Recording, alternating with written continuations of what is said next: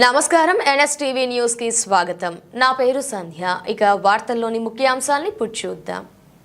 రాష్ట్ర ప్రభుత్వం తెలంగాణ ముఖ్యమంత్రి చిత్తశుద్ధితో అమలు చేస్తున్న మహిళా సాధికారలో భాగంగా ఈ రోజు హైదరాబాద్ లో రాష్ట్ర వ్యాప్తంగా మహిళా సంఘాలకు ప్రతి మండలానికి ఒకటి చొప్పున 553 బస్సులను ప్రారంభించడం జరుగుతుందని, ఈ కార్యక్రమానికి వేల్పూర్ మండలం నుంచి మహిళా సమైక్య సభ్యులతో పాటు అధికారులు వెళ్లడం జరుగుతుందని, వారికి మార్కెట్ కమిటీ వైస్ చైర్మన్ గడ్డం నర్సారెడ్డి శుభాకాంక్షలు తెలిపి పంపడం జరిగిందని, ఈ సందర్భంగా వారు మాట్లాడుతూ రాష్ట్ర ప్రభుత్వం 30 లక్షల మండల మహిళా సంఘాలు 6 లక్షలతో బస్సు కొనుగోలు చేయడం జరిగిందని, వీరు ఆర్టీసీకి అద్దెకు ఇవ్వడంతో ప్రతి నెల 70,000 రూపాయలు మండల సమైక్యకు జమ చేయడం జరుగుతుందని తెలిపారు.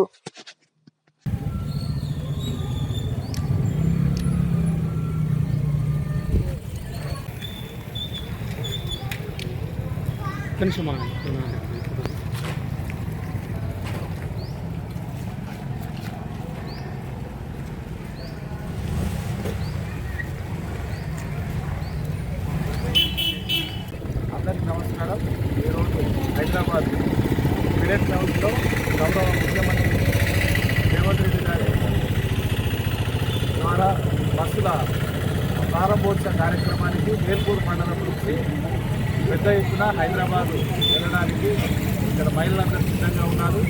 మరి ప్రభుత్వం 30 లక్షల రూపాయలు ప్రతి మండల సమాఖ్యకి సహకరించి, అదేవిధంగా వాళ్ళే బస్సులు హైర్ చేసి నెలకి 69,500 రూపాయలు మండల సమాఖ్యకి అమౌంట్ పడతా ఉన్నది.